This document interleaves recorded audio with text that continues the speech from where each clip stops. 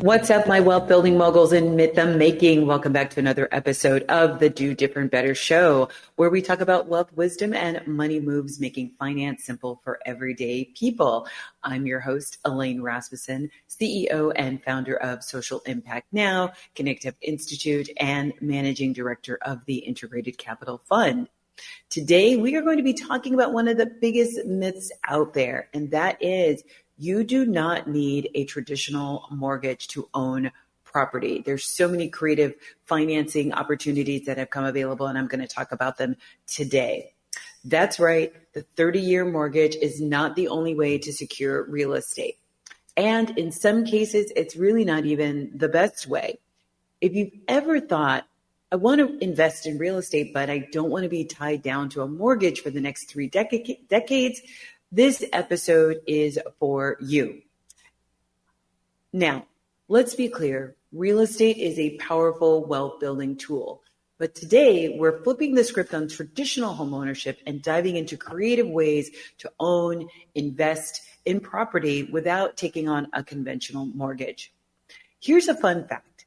Did you know that nearly 30% of homes in the United States are owned mortgage-free? That's millions of people who have found ways to own property without taking on massive debt. So how did they do it? Well, we're going to break that down today. First, let's unpack the myth of the 30-year mortgage, right? So let's talk about why mortgages aren't the only path to ownership. When most people think of ownership, they think of banks and loans and a 30-year commitment, and that's quite normal. That's what we know from our parents and possibly our grandparents if we have that advantage. But really, but the reality is that a mortgage is just one financing method tool. It's not ownership itself.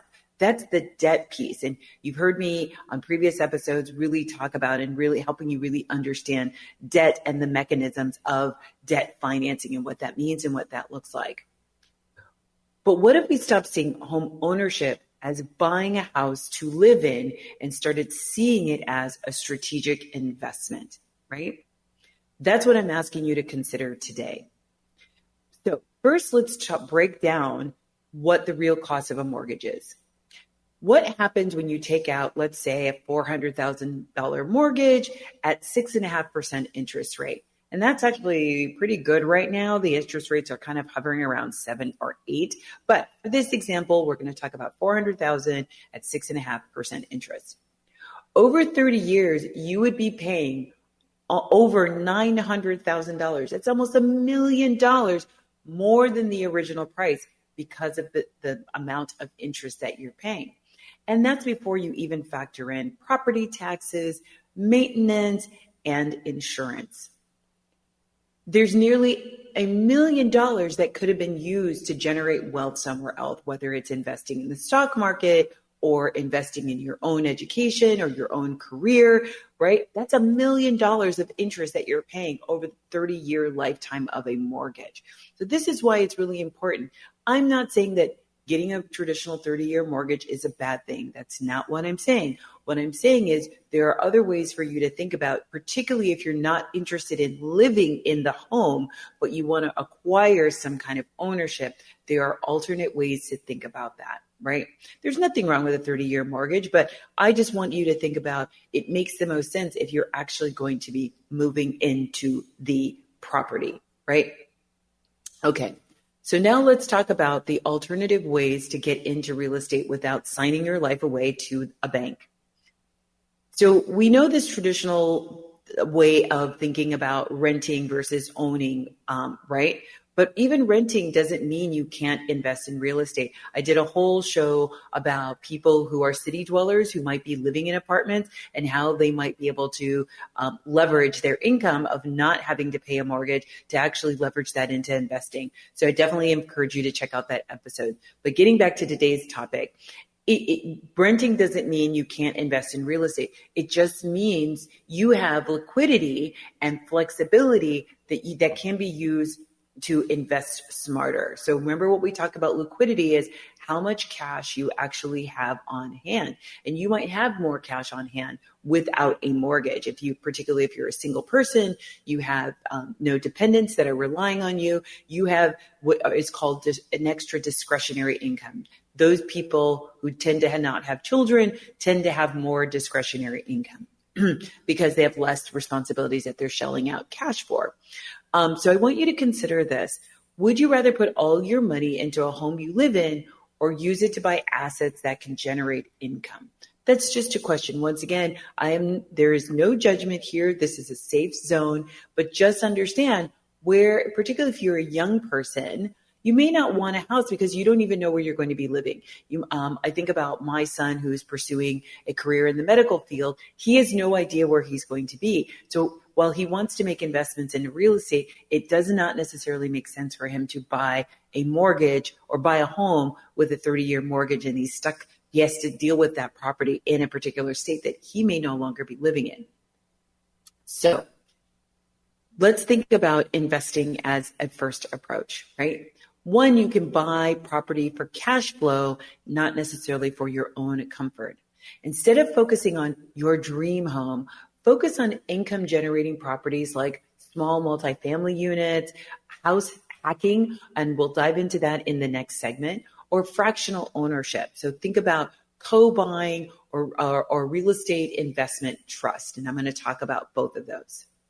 So one of the things that I really want you to think about is what makes sense for you. And so you've heard me talk about in previous episodes, you really got to get a clear path on like what's going on in your life, what might be going on in your life in the near future. And when I say near future, 3 to 5 years, right? You might be graduating college, or you might be planning for a child. Those are going to be things that have financial impact. And so when you're looking at possibly making an investment or even buying a home, you want to think about how might my financial life be changing due to different things that will be happening based on how old I am or the goals that I have, right? These are all really, really important things that you really want to think about.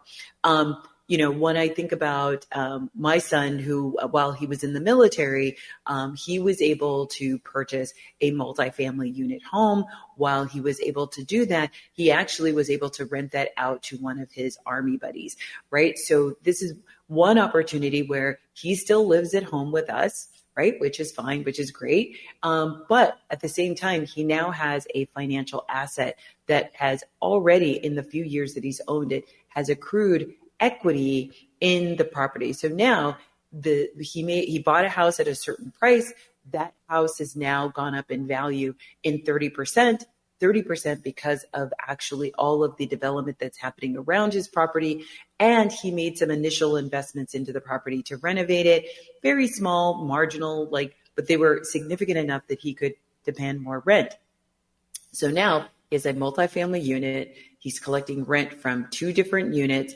And one of the units practically pays the entire mortgage. So the rent that he collects from the second unit, actually, he can just put into a bank account to save for if an emergency happens, either with himself or with the property. So these are the things when you think about, particularly if you're a young person, or maybe you're an older person and your kids have already left the house, this is a great opportunity for you to consider, how might you want to leverage all of your resources to actually start thinking about co-investing. I'm right now talking with a couple of colleagues of mine, of co-investing in a vacation property, right? So we're looking at co-investing our money. We don't plan on living there, but co-investing our money. She works for workshops. I'm going to start hosting workshops. We have another partner who also hosts workshops, and we're looking to buy a vacation home where we can host our workshops in this home. So it is now part of the business. So there's lots of different ways that you can start to think about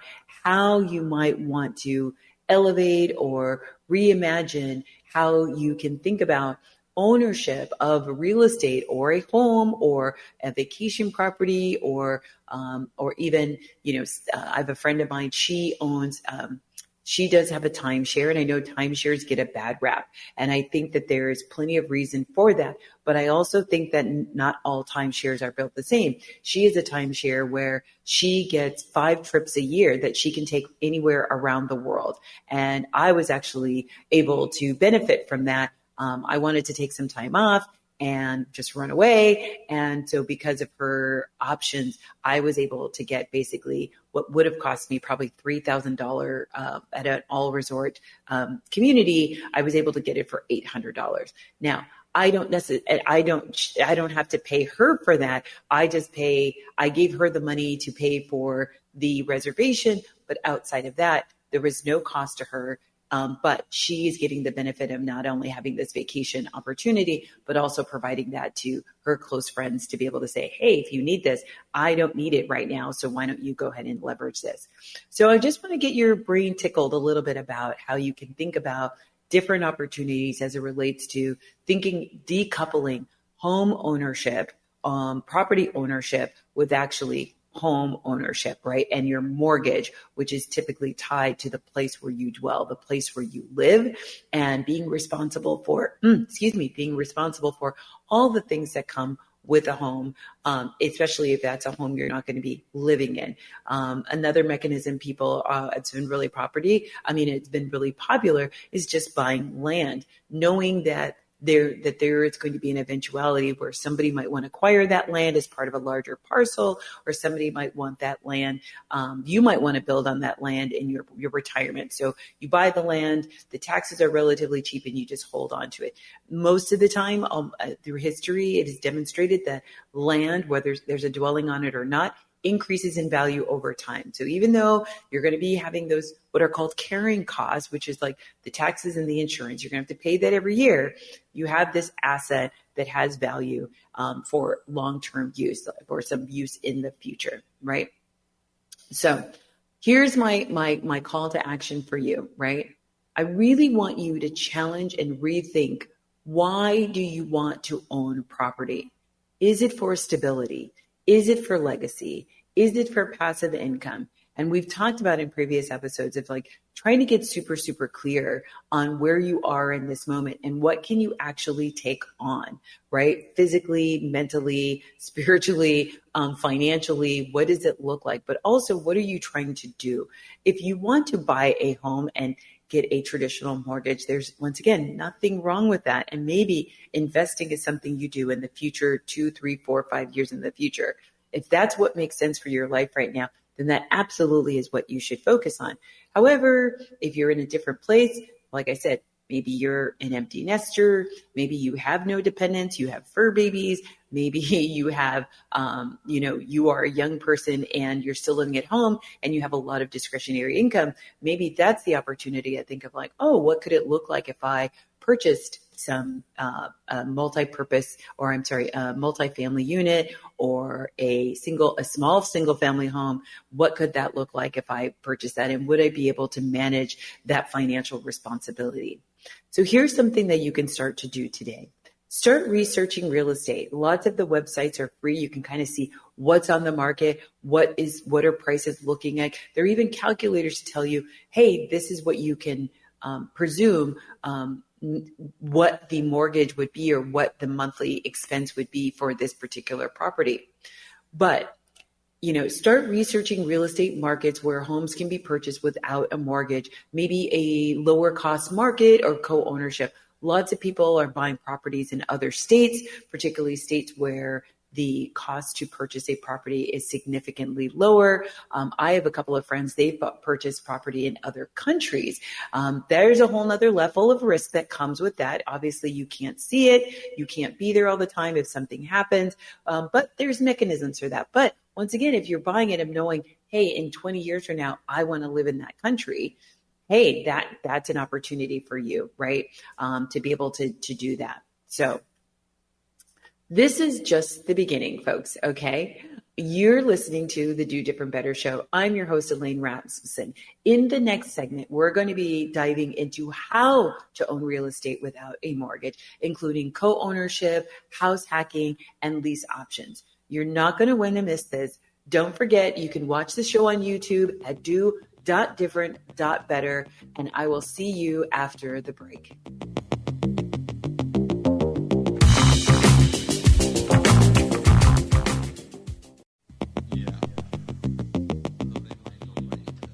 Welcome back, my real estate renegades. If you're just tuning in, we're taking a deep dive into how to own property without a mortgage.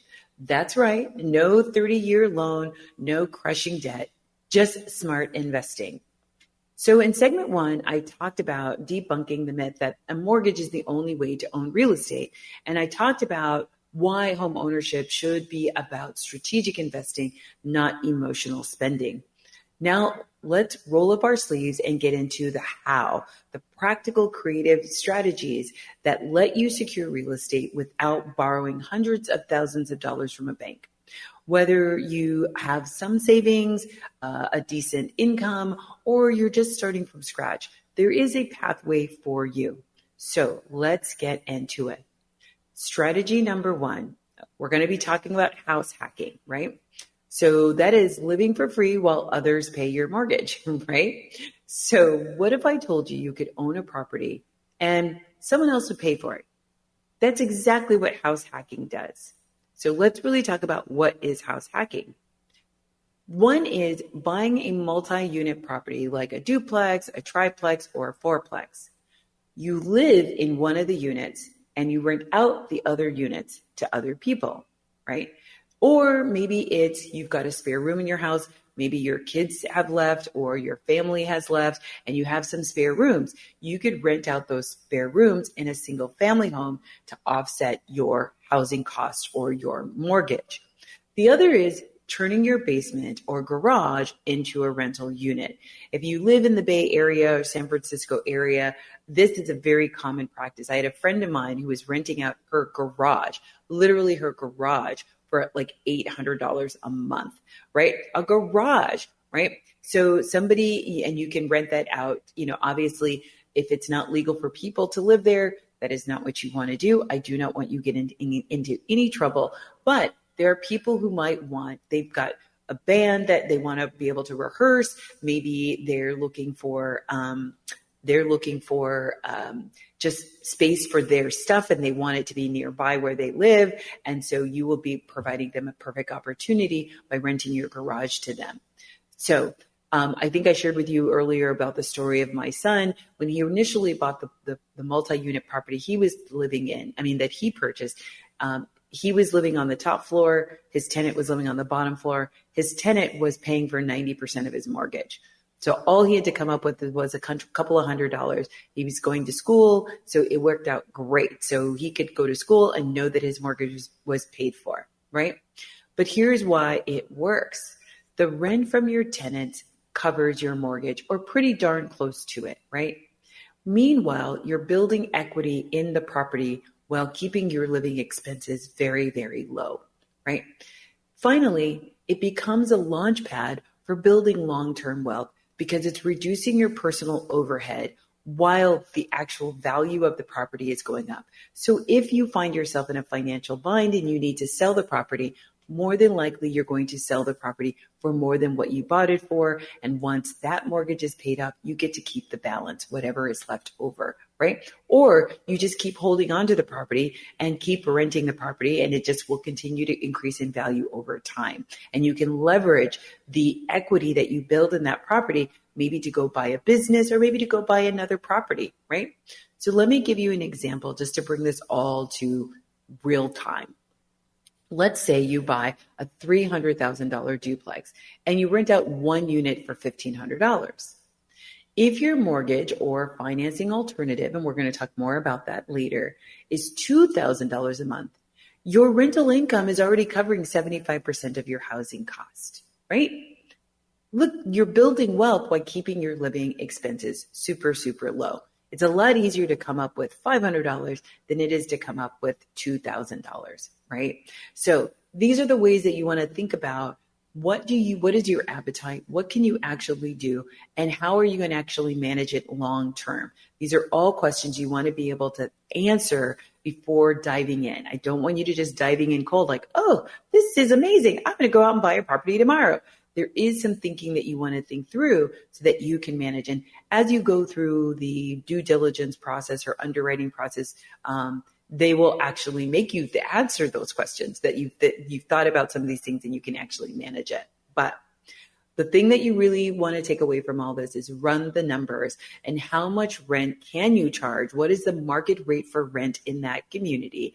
And can that actually cover most, if not all, of your living expenses, right? So just being very practical and tactical about that. Strategy number 2, co-ownership. You can partner to buy property without a mortgage. Okay. All right. So maybe house hacking isn't the thing for you, but what if you could own a property without going in alone? This is where co-ownership comes in. So first, let's talk about what is co-ownership. Co-ownership is teaming up with friends, family, or business partners to buy real estate together. Instead of taking out a massive mortgage alone, split the costs, responsibilities, and the profit of owning a property. So I shared with you before the break, me and a couple of my colleagues, we all run workshops. We haven't really been able to find a space that works for us. And we want to be able to have people stay overnight if they want when we're doing our workshops, or come the day before, rest before we get into the workshop the next day, including ourselves. So we're going in, but we're all going to be having our workshops at different times of the year. So for us to be able to go in and buy a property, that property now is a business expense, and we now, all three of us, have use of that property, right? It's great because I'm not having to go and buy a nearly $1 million property all by myself, and neither are they if we know that we're not going to be using it 100% of the time. And we've agreed whenever we are not using the property for one of our workshops, we're going to Airbnb the property. So the idea is that the property is always going to be making money at one point or another, either from our businesses, from doing our workshops, or from renting it as a vacation rental on the market, whether it's Vrbo or Airbnb, right? So let me get into the next level of nitty-gritty of how it works. You and your co-owners create a legal agreement that lays out who owns what percentage of the property, how the expenses will be shared, and an exit strategy, right? So this is no different than any other business. You want to outline all of the who, what, where, how, and why of your agreement. And I would encourage you, if you're going to do multiple properties, every property should be its own entity, right? The rule of thumb is real estate are built on an LLC structure. So every property should be its own LLC. And many people will say, hey, just name the LLC the property address. Just makes it easy. So when you're seeing what you own, you know exactly what you're talking about for that particular property. But let's get back into the legal pieces of it. So once again, you're going to want to know who is responsible, who owns what percentage. If you're putting in 50% of the down payment, is that equate to 50% ownership of this particular property? These are all things you're going to have to work out with your co-owners if you're going in with friends or family or business partners, right? But you outline all of that. But I'm going to give you a concrete example. Instead of struggling to buy a $400,000 house on your own, you and your three friends each contribute $50,000 to buy the property in cash and rent it out, right? Then everyone earns rental income while owning a piece of that appreciating asset, right? So, you know, and that $50,000 that you're each putting in, that collectively is $150,000. That includes the down payment for the house. So you can get you're going to put down 20%, right? And 20% would be $100,000, but you also have an additional $50,000 of emergency money in case any repairs need to be made, any unexpected expenses need to be made, marketing needs to be done, pictures need to be taken, anything like that if you are going to turn it into a vacation property. Because everybody's putting in this, maybe you all decide that the ownership is 33, 33, 33 and a third, right? So, but it is super, super important, no matter what you decide to do, to always have legal contracts in place when co-owning property that isn't a handshake deal. I get into this particularly with partners all the time. One of the things when I'm talking with entrepreneurs, I ask them, I'm like, and their partners, I'm like, do you have an agreement? Do you have an agreement? And I would encourage even spousal partners to have an agreement that is specifically about the business. While yes, we want love to be forever, it isn't always that. So having an agreement with your spouse about that is informed by the laws of your state, and every state has different laws of what that looks like. Those should be reflected in your agreement with your partner if you're going into business together, right? So here's my action step. Look into co-ownership platforms like Picasso or Arrived Homes, which make it really easy to go and co-invest in properties, particularly vacation properties. Maybe start some conversations with some trusted friends or family members about the possibility of pooling resources to get to purchase a property. Okay, here's strategy number 3, lease options and seller financing.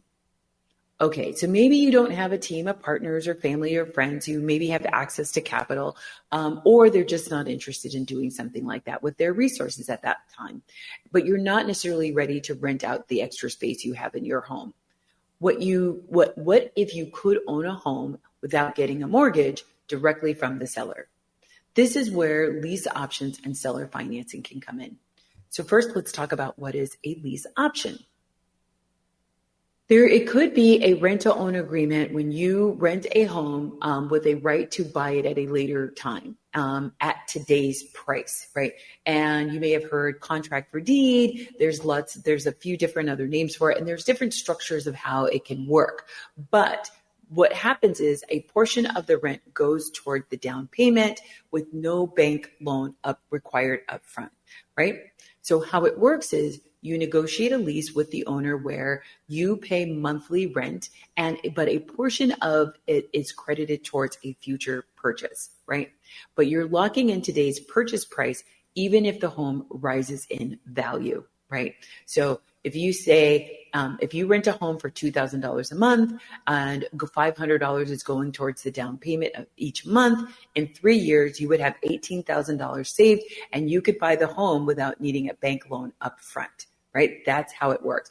There's lots of nitty gritty. I'm oversimplifying this a lot, but the whole concept is that being able to negotiate, particularly if you've been a renter in a property for a long time, and if that owner is getting older, that might be something that they'd be amenable to. They don't necessarily want to go through the hassle of finding a realtor, making over the house, having, realtors walk through and all of that. So if you go to them and say, hey, you know what? We've been a tenant for 10 years. We are really interested in buying. You've talked about you want to move to Florida. Is there a deal to be struck here where that we could lock in a price today and we are going to pay extra on top of our rent that will go toward the down payment? Now, here's an important thing you need to know.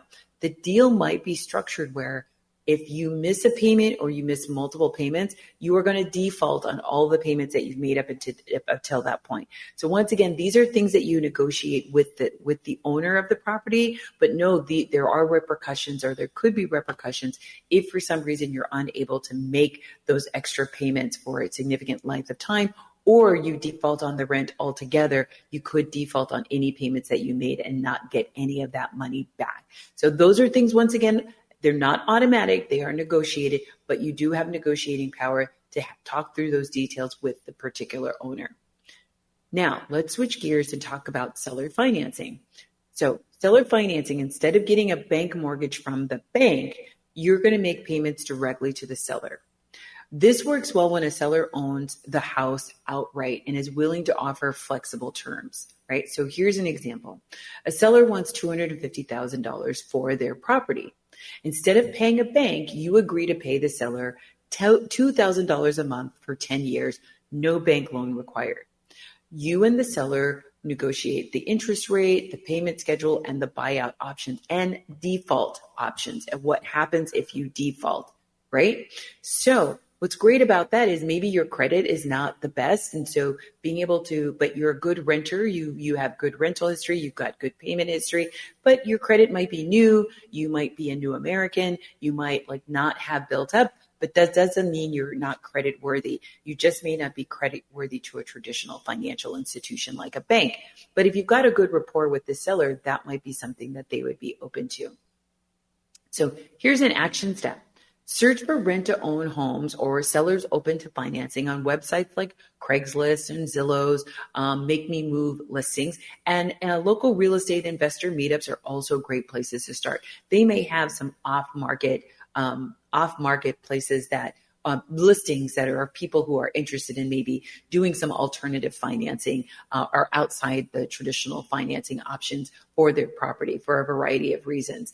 One of my family members, they were selling their cabin, and the person who was the person who lived on the cabin site lived next door. They wanted to purchase it, and so they asked for seller financing. They're like, "Hey, I just bought a home. I don't think that I could qualify for another big purchase because I just bought a property. I would like to work with you directly." And since we had a relationship, they had a relationship with this person over the last few years, they felt good about setting up seller financing terms. So once again, seller financing, you might want to do it with a stranger, but it certainly could work out better if you have some kind of pre-existing relationship with the person, right? And that goes for the buyer or for the seller. Okay. Whew, let's take a deep breath. We just went deep in how to own property without a mortgage, from house hacking to co-ownership to lease options. These aren't just theories. People are using these strategies every day to build wealth in real estate.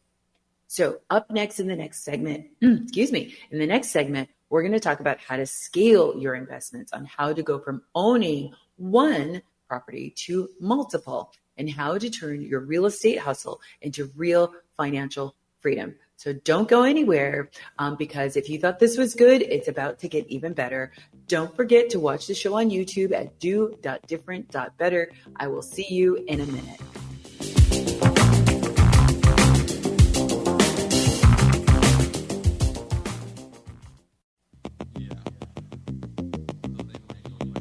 What's up, my wealth builders? Welcome back to the Do Different Better Show. I'm your host, Elaine Rasmussen. We have spent the last two segments talking about how to own property without a mortgage, from house hacking to co-ownership to creative financing. Now we're going to level up this whole conversation, because buying one property is great, but let's talk about how to scale your real estate investment and turn this into real generational wealth. If you're ready to go from one property to a portfolio, or if you want your first real estate move to be part of a bigger plan, this segment is for you. All right. Let's say you've used one of the strategies from segment 2 and now you own a property without a mortgage. What's the next move? Leverage it to buy more. But you're like, Elaine, but how do I do that? So let's think about this, how to use the rental income to expand. If your property is bringing in more income than the expenses, that extra cash flow can be saved towards your next purchase. For example, if your house hacking setup gives you an extra $500 a month, that's $6,000 a year. That's enough for another down payment on another investment, right? Once again, we already talked about some other financing options, right? So you can do seller financing expansion. That's if you use seller financing for your first deal, you may be able to negotiate terms that let you put your first property up as leverage for the next property, right? With a co-ownership expansion, if you co-own a property, you and your partners can use the profits to reinvest together to get an additional property. Excuse me. So here's an example. You and your two partners co-own a duplex generating $3,000 a month in rental income. You each invest $500 a month into a savings pool together. In 2 years, you all would have $36,000 to buy a second property in cash or through some other alternative financing deal. Maybe you buy a distressed property. Maybe you buy a property at auction, right? Then you just have to worry about having the cash to do any modifications or upgrades that the property might need. But sometimes they don't need any. Sometimes they need a lot. So you want to be careful, right? This is where you want to build up your savings with these things, because you want to be able to have a rainy day fund, right? That means, hey, something happened with the roof. Something happened with the water heater. I will just tell you, I just put in a new furnace. I will just tell you that was a big check I had to write. It was really painful. So you want to make sure you have reserves to handle any of those things, particularly if you're going to go into a co-ownership model or a partnership model. So here's something that you can do. start tracking how much cash flow or savings from your first property that you can start to put into your second investment. Or if you're renting out a room in your home, does the market allow for you to raise the amount that you are renting that room for? I have a friend of mine, she does Airbnb for international students. So what that allows her to do is she is collecting rent for her room. She's got different international students coming through her home about every 3 months. And so she gets to meet different people from different places. She's making a rental income. She could take all of that because her mortgage is paid off. If she really wanted to buy another property, she could do that. So here's step 2. All right, I know that some of you are thinking, I like real estate, but I don't want the headache of managing tenants. Say less. There are ways to scale your real estate investment without ever fixing a toilet, right? There is this opportunity called REITs, and REIT is an abbreviation. It's REIT. That stands for Real Estate Investment Trust, okay? A real estate investment trust is like a stock that you invest in real estate, right? Instead of buying one property, you're investing in companies that own multiple properties like apartment buildings, hotels, or commercial spaces. What REITs do is they pay you a dividend, meaning passive income without managing tenants, or even, quite frankly, the property. The REIT, the people who are part of the REIT, the people who are paid administrative fees, they will manage all of those things, right? So here's an example. Instead of saving $10,000 for a down payment, you invest in a REIT with 8% annual returns. That $800 a year in passive income, that's $800 a year in passive income, all without dealing with landlords, mortgages, or maintenance, right? Then there's crowdfunded real estate. There are platforms like Fundrise, Arrived Homes, or Realty Mogul that let you invest in real estate deals with as little as $500. Instead of buying a whole building, you're buying shares in a property and you get a cut of the profits. Think about, we hear about this a lot in New York with co-ops, right? But even with those co-ops, those are people who are co-op, they're owners, but they live in the building. But there are co-ops where you don't necessarily have to live in the building, but you still get a piece of ownership that acts very similar like a stock. You're going to get a dividend, or you're going to get some kind of compensation as a result of rising rent prices, when the property sells, those kinds of financial events when those happen, right? So here's something you can do. Start to research REITs, remember REIT, REITs, and crowdfunding platforms, and see if this is an investment style that might work for you. I'm going to be posting on LinkedIn some articles about this, so definitely check me out on LinkedIn, and you'll start to see some of those, and those might be able to answer some of your questions. Or feel free to just shoot me a question. If I don't know the answer, I will get you the answer. I have a very wide network. We can get you an answer, right? So here's step 3. Automating your income and building generational wealth. Okay, so you have got multiple properties or passive real estate investments, but the key is long-term success. This means automating your income streams. So number 1, set up systems to run your real estate like a business, right? Use property managers to handle tenant issues. Yes, it costs money, but it saves time. So just think about, what is your time worth? If you've got nothing going on and you don't mind answering all these calls, that's great. Some of us are still working a job while we're doing our real estate investing. So do you want to be getting calls at work? Do you have a job? Maybe you're a lawyer, or maybe you're a doctor or a nurse, and you are not always going to be available to step away from what you're doing. By having a property manager, they're going to take all of that off your hands. And so it could be worth your while to just pay that expense to know that everything is taken care of.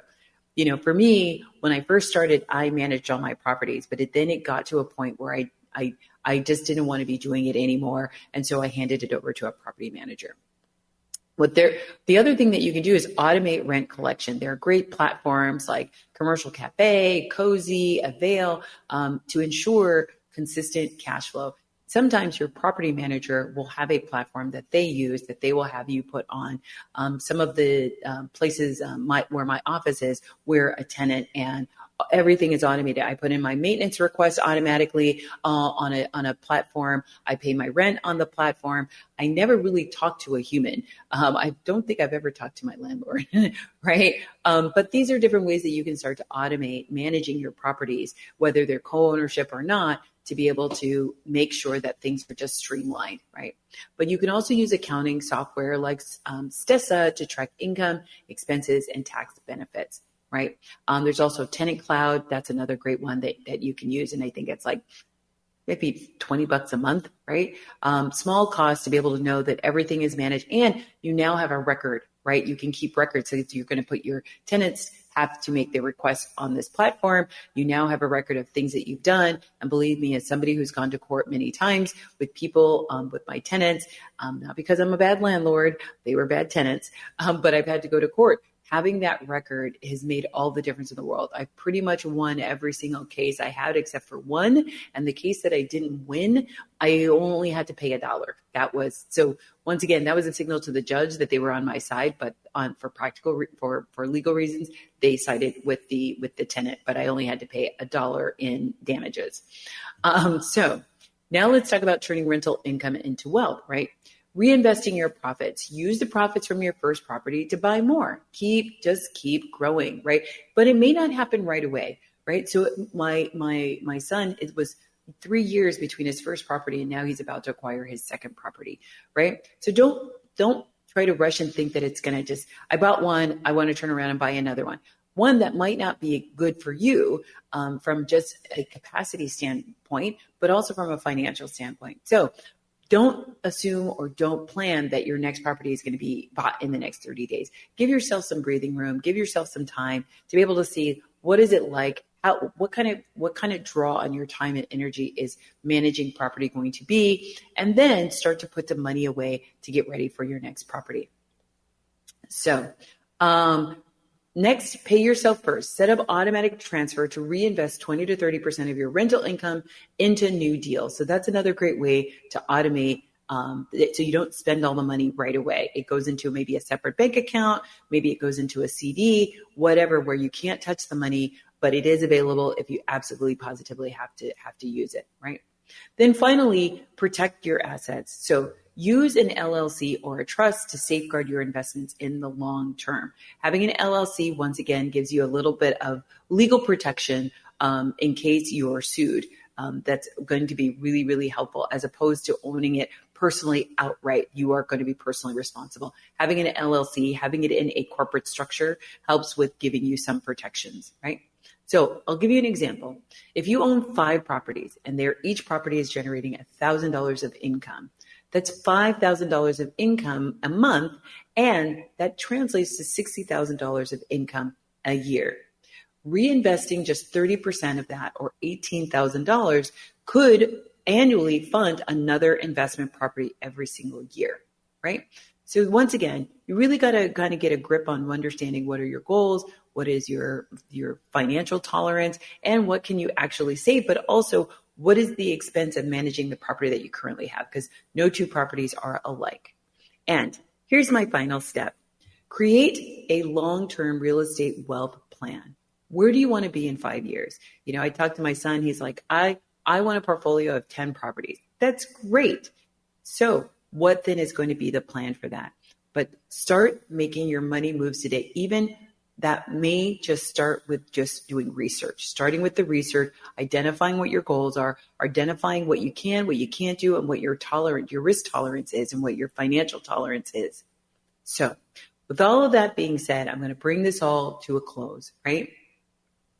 So I just broke down the real estate hustle handbook, from owning a property without a mortgage to scaling it to long-term wealth, right? So whether you're house hacking, you're co-owning, you're investing in REITs, or you're building a rental empire, the key is to take action. Real estate is a wealth building machine if you use it strategically, and it does require planning. Do not take this lightly, right? This, I will tell you as somebody, I have so many lessons learned from my first properties. I get asked all the time. I had 5 single family homes, and people often ask me, like, knowing what you know today, what would you tell your past self? And I would tell my past self, I would have, instead of buying single family homes, I would have bought multifamily properties, duplexes, triplexes, quads. And the reason is, when that single family house is empty, you are not collecting anything. You are just paying carrying costs, whether it's the mortgage, whether it's insurance, whether it's the water bill, the light bill, the lawn, the snow removal, whatever. So at least when you have a multi-unit or a multifamily property, if one unit is not rented, you're still collecting rent from the other units, right? So that's the biggest lesson that I learned. But once again, you may not be in a financial position to do that. Sometimes these small, like my son was looking at a property, it was a really small, I think 800 square foot little house, but it was like $150,000. Well, one, that is something that's attainable. And he's like, listen, it's just me. I want to rent the property while I'm in school. And I mean, I'm going to buy the property in school. I don't need a lot of house. And so this is perfect for me. Okay. That's a single family house. It works for him. It works for his goals. So this is why it's really important for you to have a clear line of sight on like what's important to you. What do you want to do? How do you want to do it? And what is the path after that, so you can make sure things fit together as possible. Obviously, life is going to be lifing and you may not be able to, it's not going to work out perfect. But if you go in with having a plan and a strategy, it makes it a lot easier. So once again, if this episode has got your wheels turning, I really want you to subscribe, leave a review, share it with somebody who needs to hear this message and they're looking to build a real estate empire. So I want you all to just really think about and leverage this as an opportunity. Real estate is a really great way, and co-ownership is an amazing way to increase your wealth without getting bogged down with a 30-year mortgage. So, and I hope you enjoyed this episode. And as always, I'm looking for you to do different better. I will see you all next time. If you loved today's episode, leave a review, subscribe, share it with another person who's really interested in real estate. And remember, you can watch the show on YouTube at Do.Different.Better. I hope to see you. Let me know what you think of the show. We love comments. Tell us how this has helped you. Or if there's somebody you want me to interview, let me know. But I can't wait to see you next week when I show you how to do different better.